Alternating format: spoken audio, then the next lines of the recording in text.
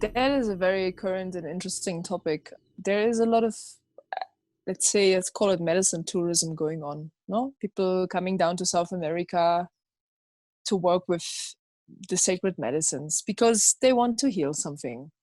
And to comfort the Western mind and approach, you can't just like say, yeah, just come to my place. You gotta meet them in the Western way. So it's a lot about money when it comes to medicine work. It's a lot of money there that the local people will never see. And it's also a lot about creating a comfort for the Western visitors. So in the jungle, you can have fully equipped toilet and shower as you know it from back home in UK. No difference. So there's a lot happening to create a safe, comforting space for the visitors. And usually the people who own these places are not even indigenous people. They're like people from the Western world who are buying a lot of land in the jungle, and then they have the investment to build a healing center, and then they employ their managers who speak different languages, and they have, I don't know, a lot of local people working for them. But the question is, do the local people really get the money that they deserve for their work? And usually it's not that. And do the local healers who get like hired by those healing centers really get paid the way they should? And usually it's not like that. Yeah. So it's not uncommon to pay $3,000 now for 10 days ayahuasca work in the jungle. Okay. And that's a problem because, for example, here in Peru in the last years, there was a lot of ayahuasca harvested, chacruna harvested, used for making the medicine. You need quite a lot of the plants itself to make the medicine that you can drink. But who's replanting? Who's regrowing? Yeah. So how sustainable is this all? Is this really sustainable? Because a lot of people, they want to heal and they hear of ayahuasca and they book a retreat online and then they go travel to Iquitos, they get picked up, they have intense 10 days in the jungle, they go back home. But they don't know in the meantime what does happen behind the scenes. Is that really sustainable for the whole process of healing for themselves if the indigenous and local people get exploited here? And if no one is regrowing ayahuasca, is your healing really that more important? But usually people don't even think about it and they don't know because it doesn't appear to them. And when it comes to the money, well, the money is definitely changing the indigenous cosmology and view and even their connection to tradition. And that is, it's not easy for me to accept that. I have been observing it and I'm observing it more and more, and I'm questioning my relationships, my collaborations for the future with the tribes too, because I don't want to be part of it. Because money makes life easier for them, you know. Back in the days when the first white people visited indigenous uncontacted tribes, they were leaving behind like gifts, like a machete or something like this, things they never had. So there are some like anthropological document reports that you can read, and then the uncontacted tribes found those gifts and they started using these new tools and they left behind the old way that they were doing. So this is how progress comes into a civilization, of course, and this is nothing you can change and nothing you will stop.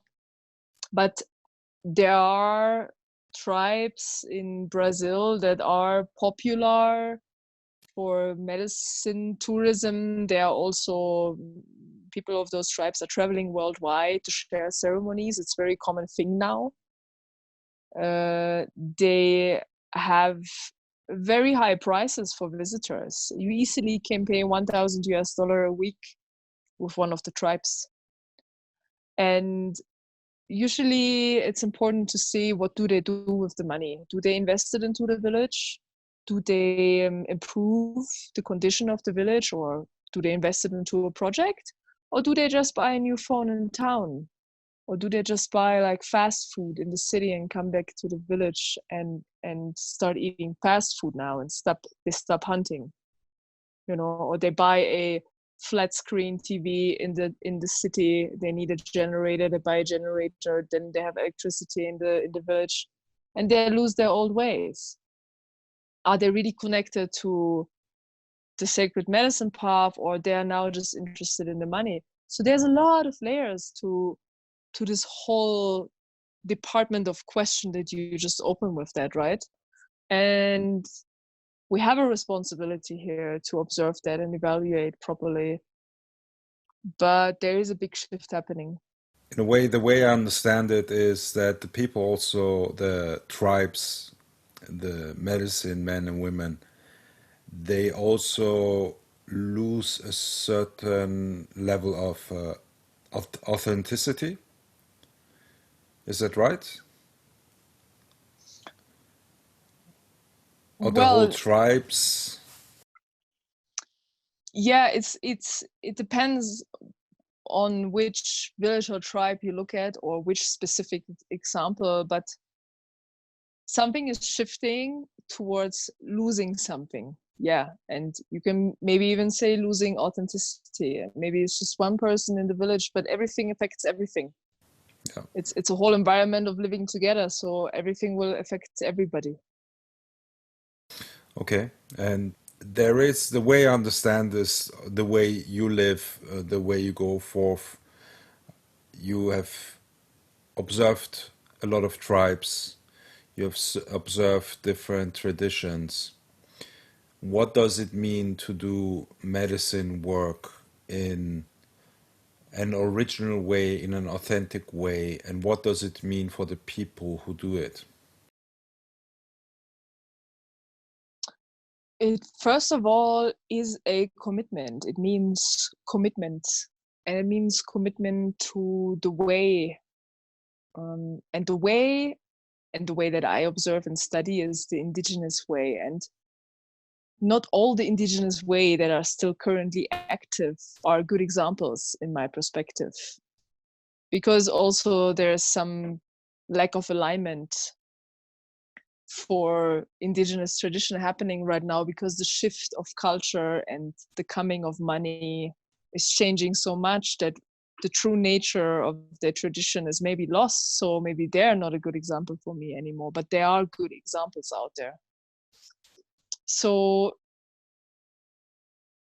personally, I believe it means you need to be aligned with the teachings of that medicine, and you also compromise some things in your life and you pay a price. But this is how I perceive it personally. So in order to share Kambo, I would like to live its teachings. Because if I share this medicine, and what I'm doing is just like creating the space and the medicine is doing its work, but I still have to be in full alignment to be able to do that. Otherwise, I'm not sharing a truth from the heart.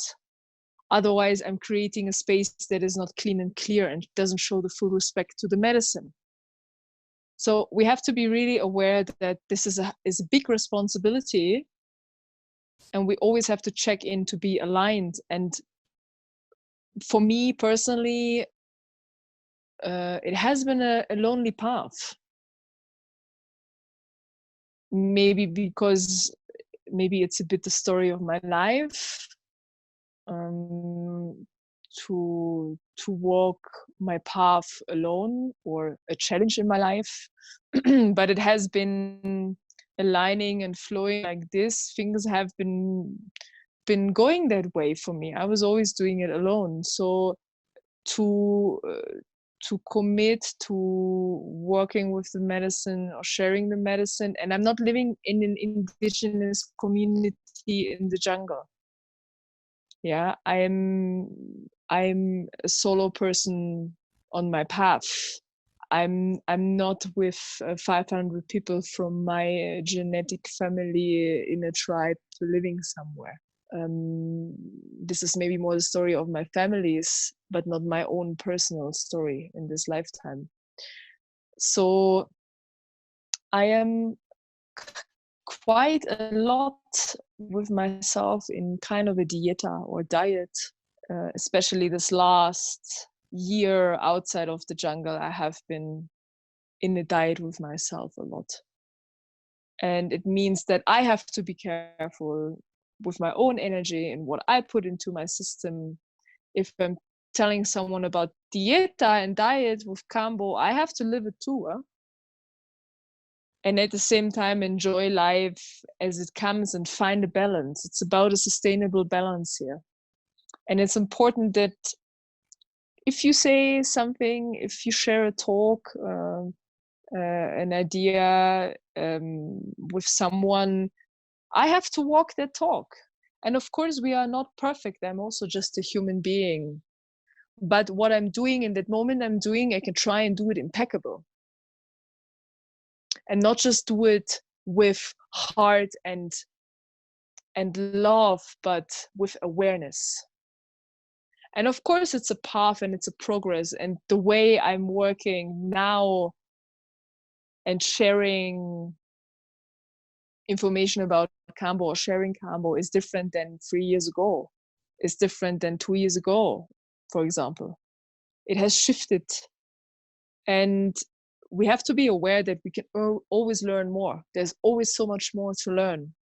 That's why it's important for me to continue traveling to the tribes and connect with more insights and myths and stories and cosmology and views and perception and approaches, because it's never ending.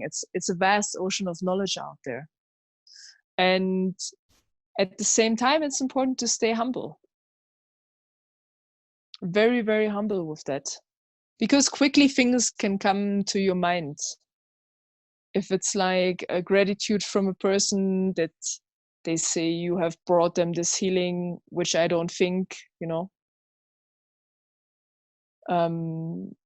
it's always important to stay humble and detached as well. But it is a commitment, and personally for my own life, it means I say yes to a commitment because I want to. And there are things that I'm not missing and lacking. But there are parts of my life that I'm just not living like other people would live them. But they have other lives too.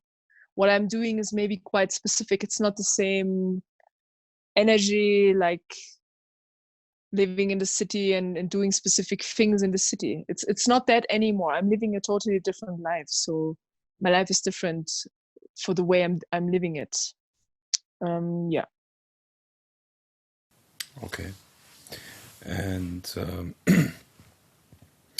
so what you've said now, is it also something that applies? Are you now talking about your specific life, or is it something that applies also to the indigenous people, and especially the people who do healing work within the indigenous tribes?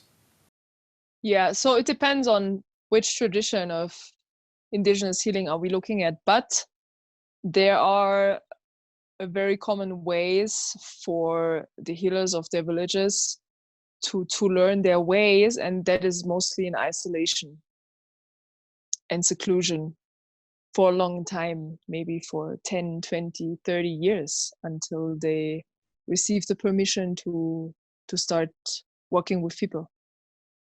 And there is a tribe in Colombia, the Kogi. They have an understanding that they have people in their tribe who are talking to Mother Earth, and they are transmitters for the message of Mother Earth. But to be able for them to receive the messages from Mother Earth and give them to their people, they have to be receptive for it. And to learn to be receptive for it after they are born, I don't know exactly when, but they live for a specific amount of years in darkness alone. So their senses get sharpened and they get in tune to speak with the spirits. So that is a commitment, right? if you imagine from the Western perspective, you're gonna live in an earth hole for 9 or 10 years until you can serve your community. Other healers that I know, they have been receiving plant dietas and they have been living in isolation for 20 years.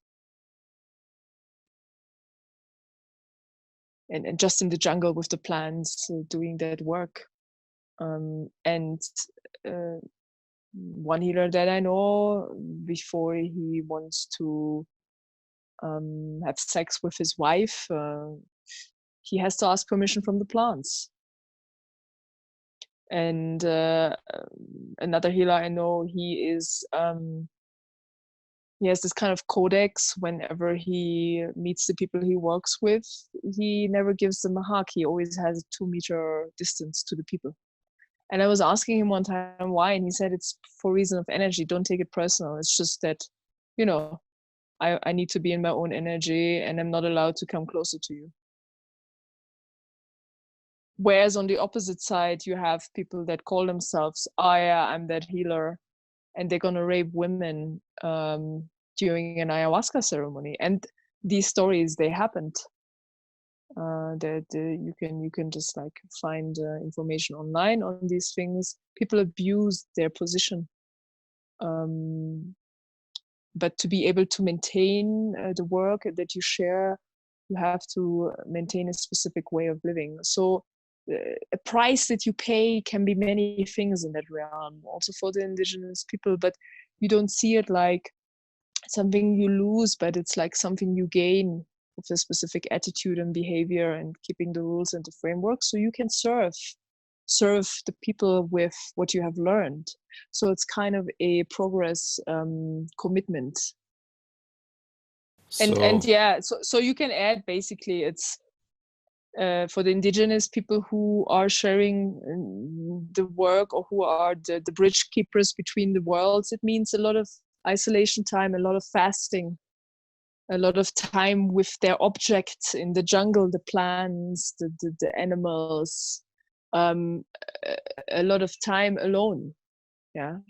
So it means specific things for your experience about life and world, but it's focused on your teaching, on your receiving of those teachings. Okay. So basically what you're saying is this is a very specific path that you decide to go and commit yourself when you become a healer with sacred medicines, and there is that is essential to the work that a healer does, the way I understand it. And also, yes, please. Yeah, the only thing I would add is, like, when you say that you decide for, it's oftentimes not that it gets decided for you, or it happens, it just happens. It's not a conscious decision that happens. For some people, it's you're going to be the next one because your grandfather has been the healer of the tribe, or something happens in your life and you get stumbling on that path through something that happened in your life, and you're on that path and flow, and it was never planned. So it has different levels to that, but once you're there, you commit to it. Yes. Okay. And there's different levels of commitments, not only by people who go to visit the tribes, but also within the tribes now, with this whole change of how much the influence, Western influence, is on tribes as well, the way I understand it. Exactly. Yeah.